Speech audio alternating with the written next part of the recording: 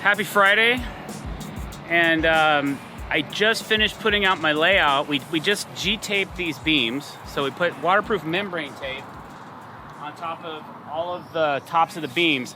What that does is it sheds the water off the top. That's the place that it's going to rot first in the Pacific Northwest. So we're going to G-tape all of our beams and all of our joists on this entire deck. And it's going to let it last another 20 to 30 years probably, because the tops aren't going to rot out as quickly as they would if you don't put any joist protection on it. After that, I put my joist span 15 inches on center.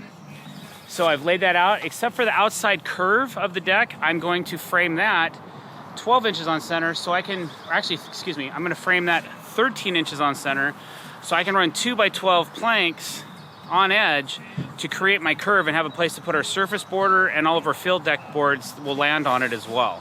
So that's all done. The guys are grading the framing. So they're grading it from thickest to thinnest of the boards of our joists so that we don't have this going on so much. Once we lay the joists on top of the beams, it'll go from thickest to thinnest. So the decking's running from the house out, perpendicular to the house. So we want it to drain away from the house as well. So that's what we're doing. Yeah, but I do need the 20s done as well. Or I gotta find a really thin 20-footer. Okay. Hey, can we cut it to length? 222 and 3/8.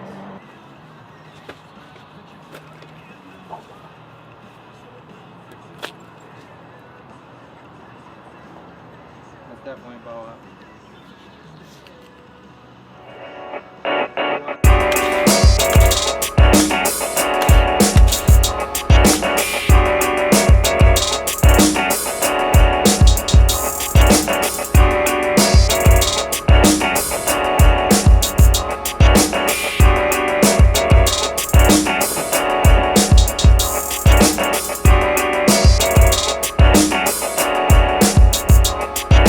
While the guys are grading framing, I am kind of doing a little bit of pre-planning on this upper deck, so I can kind of have a game plan that when we're ready to start framing this up, I kind of know exactly where the beams are going, what lengths go where, how I'm going to resolve a couple issues that I have right now that I didn't think about earlier, things like that. So it gives me a minute to stay ahead of the game as far as layout and purpose, while the guys are kind of doing some of the mechanical stuff.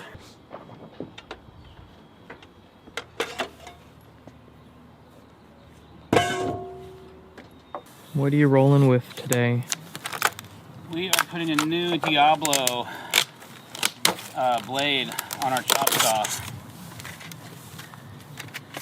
And I bought a bonus pack to save a few bucks on the blade. But we like this brand. It's really never failed us. They last a long time. It's a good blade. I like Freud makes some good stuff. And we lost our onboard tool for tightening the nut on our saw, but we've got this Martinez square, and it's got this kind of a universal socket in it. So I just, out of luck, grabbed it just to see, and it does fit the chop saw as well. Now it's tight.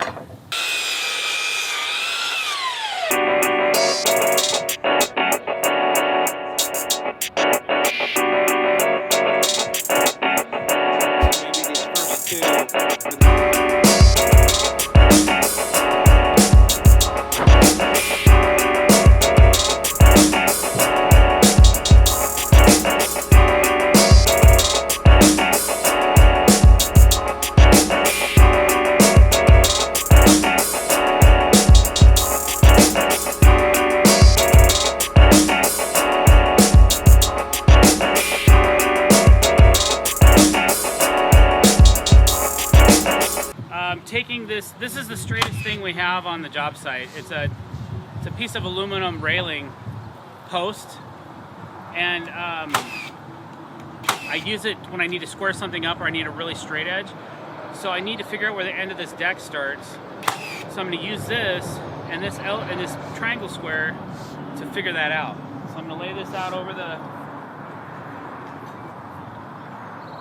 top of the joist.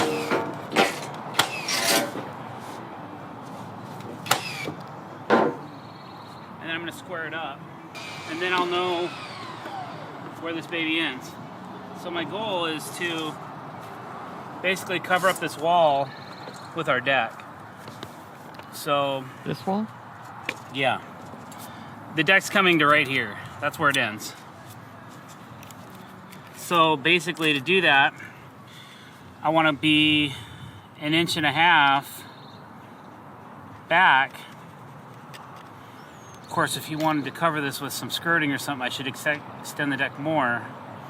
But my plan was to take it to this edge of this wall. So if I cut this 1.5 inches back, now when I put on my rim board, that'll work. So what I'm trying to do is take the square, touch here, and you can see that this piece is out that too far that way. So what I'm gonna do is bring it over until it touches here, and then I'll know that I'm square to my deck.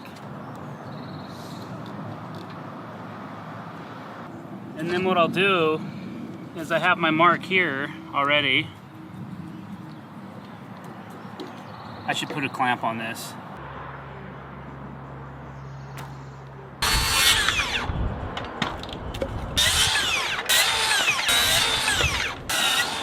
What have you been doing over here?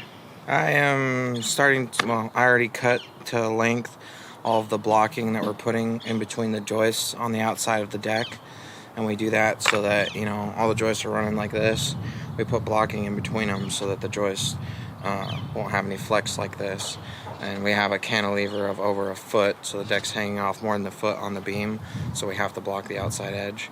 And then we always block the middle of the deck, which is what I'll do after the outside blocks.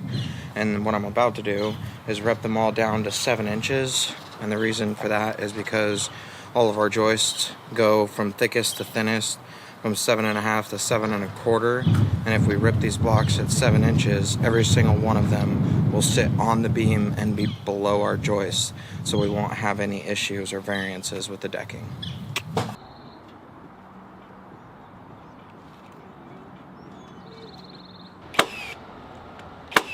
How good is your balance? My balance is pretty good. When you're gonna fall 20 feet to your demise, you kind of learn how to balance on stuff. Right now I am going through and making sure that all my ends are pinned, and then I need to put in some blocks.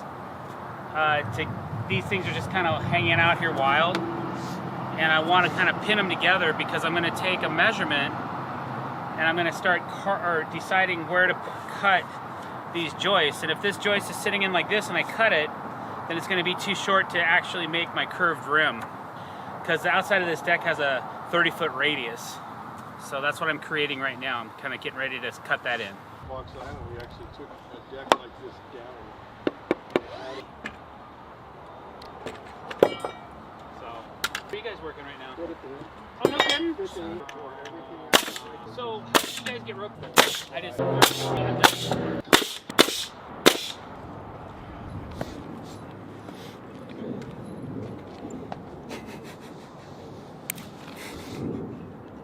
Alright guys, hey, thanks for watching today, for witnessing the progress of our framing on this crazy deck build. If you like what you saw, please click that subscribe button and let your friends know about our channel.